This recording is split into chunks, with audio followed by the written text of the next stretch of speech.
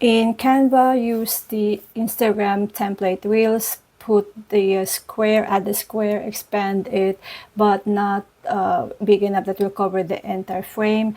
Add a circle, change it into white, and turn it into the rest of the color, turn it into black.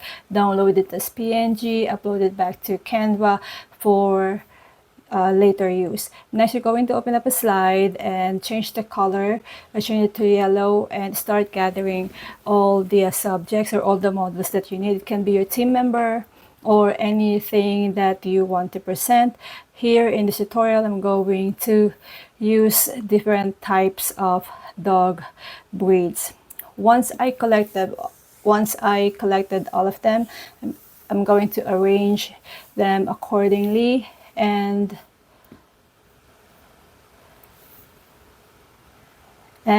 group and lock them later on. And then next, you're going to open up a new slide. You're going to put the one that we uploaded a while ago, expand it, make sure that the white around will not be visible, and after that, apply background remover. Now you have your window, the transparent circle that will serve as the spotlight.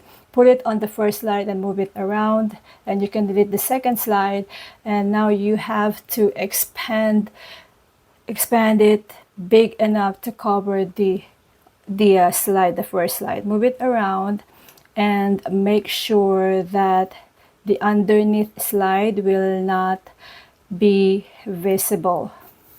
So next, I go to edit and apply duotone, change the color into purple, and adjust transparency. You can stop from here or you can follow my optional steps. I added a border on the spotlight by adding a circle, removing the color, and just the border left, and added an animation to it, which is the rotating animation. After that, I group the border together with the purple rectangular box.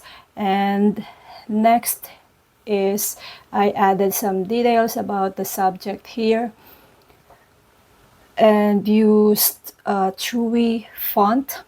So with the details, I added the dog name, breed, age, and gender.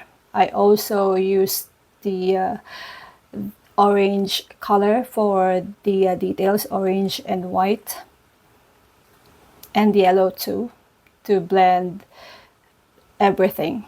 And after that, I'm going to group the details and adding another element, which is line, and turn it into an elbowed line, pointing the other end to the details and the other end to the image. I also adjusted the line itself, the thickness or the weight, the color, and the endpoints.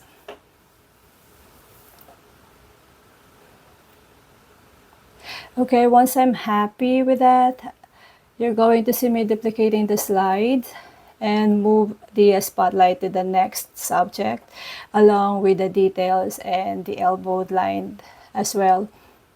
Of course, do not forget to edit the details that will suit your second subject. You're going to repeat the process until you reach your final subjects.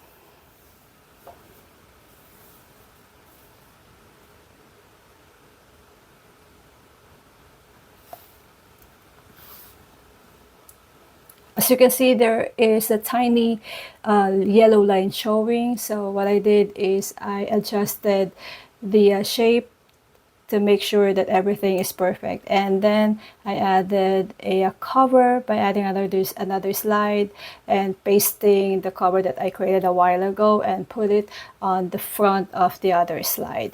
I